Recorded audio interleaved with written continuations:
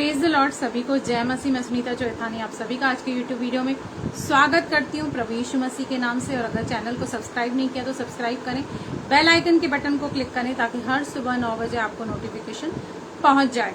तो आज हम छोटा सा वचन देखेंगे कि प्रभु जो है वो चाहता है कि हमारी थर्ड जनरेशन वरन उससे भी आगे आशीषित होनी चाहिए। और उसके लिए उसने हमें वचन दिया निर्गमन 20 के हम अगर जे 5 पढ़ते हैं तो वहां पे लिखा है, क्योंकि तेरा परमेश्वर यहोवा जलन रखने वाला परमेश्वर है और जो तुझसे बैर रखते हैं उनके बेटों पोतों और परपोतों को भी वह पितरों का दंड दिया करता है।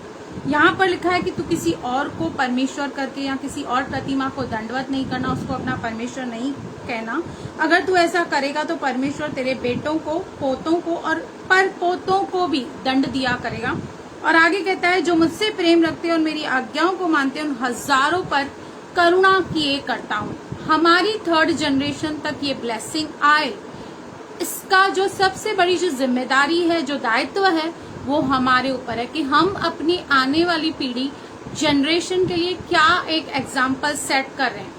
और सिर्फ सेवा का एग्जाम्पल नहीं, लेकिन हम प्रैक्टिकली जो अपने घर में जीते हैं, हम रोजमर्रा की जिंदगी में क्या जी रहे हैं, क्या कह रहे हैं, उससे कई अधिक ज्यादा क्या जी रहे हैं, उनका जो प्रभाव है, उनका जो इम्पैक्ट है उन बच्चों पर पड़ता है। और अगर हम में अच्छी बातें हैं, अच्छी संस्कार हैं, हमारी जो आत्मिक दशा है वो मजबूत है, परमेश्वर पर हमारा विश्वास जो है प्योर है, शुद्ध है, अच्छा है, तो वही हमारी थर्ड जनरेशन तक जाएगा। पर अगर हम अच्छी सेवा कर रहे हैं पर हमारे बच्चे आशीषित नहीं हो रहे हैं, गलत राहों पे जा रहे हैं या अन्य देवताओं के पीछे भाग रहे हैं, तो कहीं ना कहीं हमने चूक कर दी है हमारे द्वारा उनको ये दिखाने के लिए कि परमेश्वर कैसा है। तो आज हमें वो भी चेक करना है, क्योंकि इसका परफेक्ट एग्जाम्पल हम देख सकते हैं नए नियम में। शायद ही आपने कभी इसको रिलेट किया होगा इस तरीके से। 2 तिमुथियुस का पहले का 5 वचन यहाँ पे देखिए क्या कहता है। मुझे तेरे उस निष्कपट विश्वास की शुद्धि आती है जो पहले तेरे नानी लोइस और तेरी माता यूनिके में था, और मुझे निश्चय है कि तुझ में भी है। यहाँ पर क्लियर कट देखते हैं कि तिमुथियुस जो कि एक one of the best young leader करके हम उसको नए नियम में देखते हैं, पौलुस का एज अ फेवरेट करके उसको हम देखते हैं, उसके बारे में, उसके विषय में भाई पौलुस ये गवाही दे रहे हैं कि तेरी नानी के अंदर भी जो विश्वास था वो प्योर था, शुद्ध था। फिर तेरी बेटी, तेरी माता के अंदर भी जो विश्वास था वो शुद्ध था। अब तेरे अंदर भी वही। देखिए वो कैसे फ्लो होता है, एक आत्मिक जीवन का प्रभाव, इम्पैक्ट कैसे एक जनरेशन तक जाता है। मतलब ज्यादा कुछ उसकी फैमिली के बारे में नहीं लिखा, उसके पिता के बारे में नहीं लिखा, हम नहीं जानते कि उसके पिता की दशा क्या थी, लेकिन यहाँ पर थर्ड जनरेशन तक हम देखते हैं कि परमेश्वर की कैसे वो आशीष आती है।